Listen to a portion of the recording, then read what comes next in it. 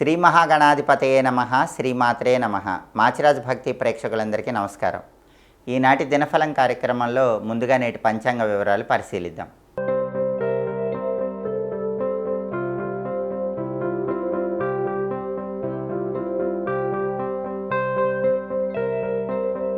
September 8 ఆదివారం దినఫలాన్ని పరిశీలిస్తే పంచమి తిథి రాత్రి 7:58 వరకు ఉంది. ఆ తర్వాత షష్ఠి తిథి వచ్చింది. స్వాతి నక్షత్రం మధ్యాహ్నం 3:30 వరకు ఉంది. ఆ తర్వాత విశాఖ నక్షత్రం వచ్చింది. ఆదివారం స్వాతి నక్షత్రంతో కలిసి వస్తే లంబయోగం ఉంటుంది. ఈ లంబయోగం 12 రాసుల వాళ్ళు పని మీద బయటికి వెళ్ళినా, ముఖ్యమైన ప్రయాణాలు చేసినా కష్ట నష్టాలను కలిగింపజేస్తుంది. మధ్యాహ్నం 3:30 తర్వాత విశాఖ నక్షత్రం వచ్చింది. ఆదివారం విశాఖ నక్షత్రంతో కలిసి వస్తే ఉత్పాత యోగం ఉంటుంది. ఈ ఉత్పాత యోగం ద్రవ్యహానిని కలిగింపజేస్తుంది. అంటే ఈరోజు 2 యోగాలు వ్యతిరేకంగా ఉన్నాయి. 12 రాసుల వాళ్ళు పని మీద బయటికి వెళ్ళినా, ప్రయాణాలు చేసినా దానివల్ల కష్ట నష్టాలు ఎదురవటం, ధనపరంగా ఇబ్బందులు రావటం ఇలాంటివి జరిగే సూచనలు కనిపిస్తున్నాయి. కాబట్టి అలా జరగకుండా ఉండాలంటే ఒక తమలపాకు మడిచి దగ్గర ఉంచుకొని పని మీద బయటికి వెళ్ళండి. లేదా తమలపాకు ఒకటి తీసుకొని నోట్లో వేసుకొని నములుతూ వెళ్ళండి. మీరు ఇంటికి తిరిగి వచ్చాక మీ దగ్గర ఉంచుకున్న తమలపాకు ఎక్కడైనా చెట్టు మొదట్లో వేయండి. ఇలా చేస్తే యోగాలు 2 వ్యతిరేకంగా ఉన్నా కూడా ప్రయాణాలు విజయవంతమవుతాయి, మీ పనులు సులభంగా నెరవేరుతాయి. అదేవిధంగా రాశిచక్రం చార్ట్లో గ్రహాల స్టేటస్ తీసుకుంటే ఆదివారానికి అధిపతైన సూర్యుడు సింహరాశిలో సొంతింట్లో బలంగా ఉన్నాడు. కాబట్టి 12 రాశుల వాళ్ళు ప్రమోషన్ల కోసం పై అధికారుల ఇళ్లకు వెళ్ళి వాళ్ళతో ముఖ్యమైన చర్చలు చేయడానికి బలం బాగుంది. ప్రమోషన్ ప్రయత్నాలు విజయవంతమవుతాయి. వ్యవసాయ రంగంలో కానీ, రాజకీయ రంగంలో కానీ కొత్త నిర్ణయాలు తీసుకోవడానికి బలం ఉంది. తండ్రి వైపు ఆస్తిపాస్తులు మీకు సంక్రమించడానికి మీరు చేసుకునే ప్రయత్నాలకు కూడా ఈరోజు బలం అద్భుతంగా ఉంది. అదేవిధంగా స్వాతి నక్షత్రానికి అధిపతైన రాహు మీనంలో ఉన్నాడు. కాబట్టి 12 రాశుల వాళ్ళకి విదేశీయాన ప్రయత్నాలు చక్కగా అనుకూలిస్తాయి. స్నేహితులతో కలిసి ముఖ్యమైన కార్యక్రమాలు ప్రారంభిస్తే ఆ కార్యక్రమాలు విజయవంతమవుతాయి. అదేవిధంగా విశాఖ నక్షత్రానికి అధిపతైన గురువు వృషభంలో, శుక్రుడింట్లో, శత్రువింట్లో ఉన్నాడు. కాబట్టి ధనపరమైన వ్యవహారాల్లో మాత్రం ధనాన్ని ఖర్చు పెట్టేటప్పుడు 12 రాసుల వాళ్ళు 1కి 10 సార్లు ఆలోచించి జాగ్రత్తగా ధనాన్ని ఖర్చు చేయాలి. సాంఘిక వ్యవహారాల్లో కూడా ఆలోచించి అప్రమత్తంగా అడుగులు వేయాలి.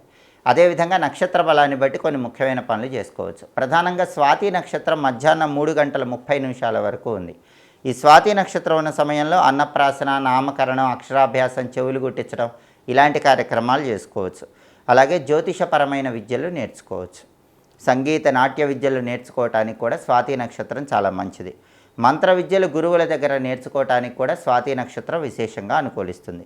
మధ్యాహ్నం 3:30 లోపు స్వాతి నక్షత్ర బలాన్ని బట్టి ఈ పనులన్నీ చేసుకోవచ్చు. మధ్యాహ్నం 3:30 తర్వాత విశాఖ నక్షత్రం వచ్చింది. ఈ విశాఖ నక్షత్రం ఉన్న సమయంలో వ్యవసాయానికి సంబంధించి అగ్రికల్చర్ రిలేటెడ్ పనులు ఏవైనా చేసుకోవచ్చు. అలాగే భూగర్భ నిధుల గురించి తెలుసుకోవటానికి చేసే ప్రయత్నాలు అనుకూలిస్తాయి. గర్భాధానం కార్యక్రమానికి కూడా విశాఖ నక్షత్రం మంచిది. కోర్టు పరంగా ముఖ్యమైన వ్యక్తులను కలుసుకోవటానికి విశాఖ అనుకూలిస్తుంది. ఫుడ్ రిలేటెడ్ బిజినెస్లు చేసేవాళ్ళు ఆ ఫుడ్ రిలేటెడ్ బిజినెస్లో ముఖ్యమైన డిస్కషన్స్ చేయడానికి విశాఖ నక్షత్రం చాలా మంచిది. ఒక్కొక్కసారి చెడు చేసైనా సరే ఎదుటి వాళ్ళ మీద విజయం సాధించాల్సి వస్తుంది. అలా చెడు చేసైనా సరే మంచి కోసం విజయం సాధించడానికి చేసే ప్రయత్నాలకు విశాఖ నక్షత్రం చక్కగా అనుకూలిస్తుంది. పెయింటింగ్ కోర్సులు నేర్చుకోవడానికి కూడా విశాఖ అనుకూలం. నక్షత్ర బలాన్ని బట్టి ఈ ముఖ్యమైన పనులన్నీ చేసుకోవచ్చు. అదేవిధంగా ఈనాటి దినఫలం కార్యక్రమంలో 12 రాశుల వాళ్ళ రాశి ఫలితాలు ఏ విధంగా ఉన్నాయో ఇప్పుడు మనం పరిశీలిద్దాం. ముందుగా మేషరాశి. మేషరాశి వాళ్ళకి ఈరోజు సోదర సోదరీమణులతో ఉన్నటువంటి గొడవలన్నీ తొలగిపోతాయి. వాళ్ళతో మంచి సఖ్యత ఏర్పడుతుంది. అలాగే కుటుంబ సమస్యలు తొలగిపోతాయి. కుటుంబ జీవితం అనేది చాలా ఆనందదాయకంగా ఉంటుంది. కుటుంబంలో విభేదాలన్నీ కూడా సమసిపోయి అందరూ ఒకే మాట మీద నిలబడి ముందుకు సాగటానికి అవకాశాలు ఎక్కువగా ఉన్నాయి. తదుపరి వృషభ రాశి.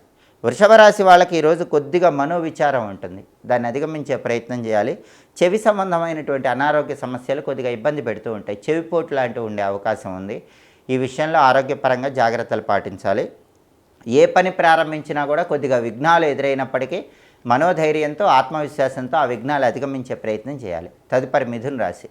మిథున రాశి వాళ్ళకి ఈరోజు ప్రధానంగా ఏ పని ప్రారంభించినా సరే ఆ పనిలో విశేషమైనటువంటి కార్యసిద్ధి ఏర్పడుతుంది.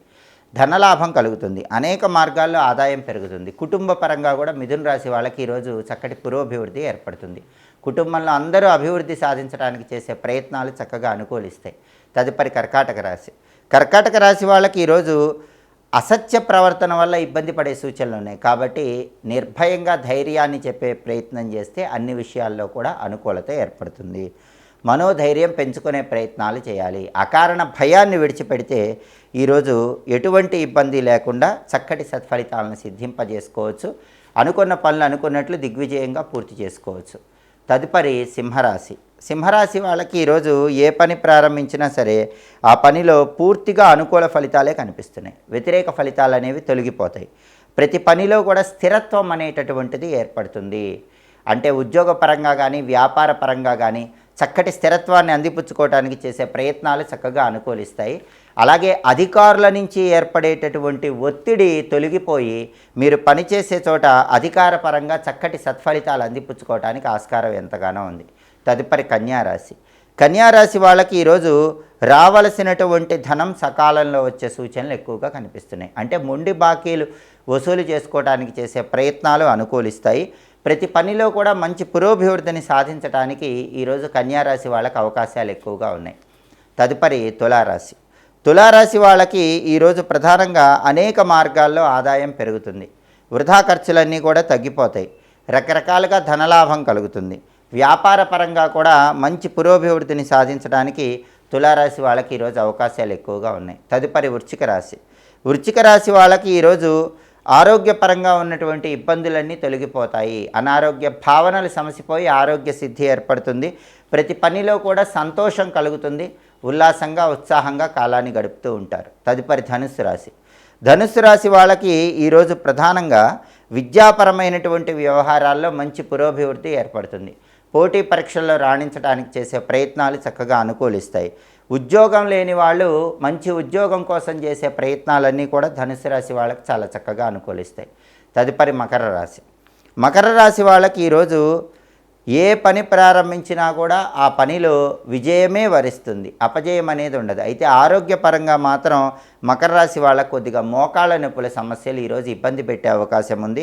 అకాల భోజనం వల్ల కూడా అనారోగ్యం ఏర్పడుతుంది. కాబట్టి వేళకు ఆహారాన్ని స్వీకరించడం, సరైన సమయానికి నిద్రించడం అవసరం. ఆరోగ్యపరంగా మకర రాశి వాళ్ళు తగినంత అప్రమత్తంగా వ్యవహరించాలి. తదుపరి కుంభరాశి. కుంభరాశి వాళ్ళకి ఈరోజు ప్రధానంగా ప్రతి పనిలో కూడా స్థిరత్వం ఏర్పడుతుంది. అధికారుల నుంచి ఏర్పడేటటువంటి ఒత్తిడి తగ్గిపోతుంది. అధికారుల పరిపూర్ణమైన సహాయ సహకారాల వల్ల ముఖ్యమైన పనులన్నీ దిగ్విజయంగా పూర్తి చేసుకుంటారు. తదుపరి మీనరాశి. మీనరాశి వాళ్ళకి ఈరోజు ప్రభుత్వ సంబంధమైనటువంటి వ్యవహారాల్లో కొద్దిపాటి జాగ్రత్తలు తీసుకోవటం అవసరం. పై అధికారుల వల్ల కొద్దిపాటి భయం ఏర్పడే సూచనలు కనిపిస్తున్నాయి. పై అధికారులతో వ్యవహరించేటప్పుడు జాగ్రత్తగా ఉండాలి. కొన్ని వ్యవహారాల్లో ఆందోళనలు ఉన్నప్పటికీ వాటిని అధిగమించే ప్రయత్నం చేయటం మంచిది. 12 రాశుల వాళ్ళు అనుకున్న పనులు అనుకున్నట్లు పూర్తి కావాలంటే ఈరోజుకున్న ప్రత్యేకత ఋషి పంచమి. ఈరోజు గణపతిని నవగ్రహాలని స్మరించుకోవటం, ఋషులకి తర్పణాలు ఇవ్వటం ద్వారా ఉత్తమ ఫలితాలు కలుగుతాయి. అందువల్ల ఎవరైనా సరే గణపతికి సంబంధించిన ఓం గం గణపతయే నమః అనే మంత్రాన్ని 11 సార్లు, నవగ్రహాలకు సంబంధించిన ఓం నవగ్రహ దేవతాయే నమో నమః అనే మంత్రం 11 సార్లు చదువుకొని పని మీద బయటికి వెళ్ళండి. ఓం గం గణపతయే నమః, ఓం నవగ్రహ దేవతాయే నమో నమః. ఈ మంత్రాలు మీకు వృత్తి, ఉద్యోగ, వ్యాపార రంగాల్లో చక్కటి సత్ఫలితాలను కలిగింపజేస్తాయి. అదేవిధంగా ఆదివారం కాబట్టి ఉదయం 6 నుంచి 7 మధ్యలో, మధ్యాహ్నం 1 నుంచి 2 మధ్యలో, రాత్రి 8 నుంచి 9 మధ్యలో రవిహోర ఉంటుంది. ఈ రవిహోర ఉన్న సమయంలో రాజకీయ వ్యవహారాలకు అనుకూలం. ముఖ్యమైనటువంటి వ్యక్తులను కలుసుకొని ఉద్యోగపరంగా ప్రయత్నాలు చేయడానికి అనుకూలం. అప్లికేషన్లు రాయడానికి అనుకూలం. ప్లీడర్లను, వైద్యులను కలుసుకొని ముఖ్యమైన చర్చలు చేయడానికి రవిహోర మంచిది. సన్మానాలకు, సత్కారాలకు రవిహోర అనుకూలిస్తుంది. సాహస కార్యక్రమాలకు కూడా రవిహోర అనుకూలిస్తుంది. అధికారులతో కీలకమైన చర్చలు చేయడానికి రవిహోర మంచిది. హోరాకాలాన్ని బట్టి పనులు చేసుకుంటే ఉత్తమ ప్రయోజనాలు సిద్ధింపజేసుకోవచ్చు. ఇవి ఈనాటి దినఫలం కార్యక్రమంలో ముఖ్యమైన అంశాలు. మళ్ళీ తదుపరి దినఫలం కార్యక్రమంలో తిరిగి కలుసుకుందాం. ప్రతిరోజు కూడా మీ రాశిని బట్టి రాశి ఫలాలు ఏ విధంగా ఉన్నాయో తెలుసుకోవాలనుకుంటున్నారా? అలాగే ప్రతిరోజు నక్షత్ర బలాన్ని బట్టి 12 రాశుల వాళ్ళు ఏ పనులు చేస్తే అనుకూల ఫలితాలు కలుగుతాయో తెలుసుకోవాలనుకుంటున్నారా? హోరాకాలాన్ని బట్టి ఏం చేస్తే అదృష్టం కలిసి వస్తుందో మీరు తెలుసుకోవాలనుకుంటున్నారా? అయితే మాచిరాజ్ భక్తి ఛానల్లో ప్రతిరోజు ప్రసారమయ్యేటటువంటి దినఫలం కార్యక్రమాన్ని తప్పకుండా చూడండి. మా వీడియోస్ మీకు నచ్చినట్లయితే మా ఛానల్ని లైక్ చేయండి, కామెంట్ చేయండి. మా ఛానల్ వీడియోస్ 10 మంది మిత్రులకు షేర్ చేయండి. మా ఛానల్ని సబ్స్క్రైబ్ చేసుకోండి. పక్కన ఉన్న బెల్ సింబల్ నొక్కటం మాత్రం మర్చిపోకండి. సర్వే జనాః సుఖినో భవంతు. స్వస్తి.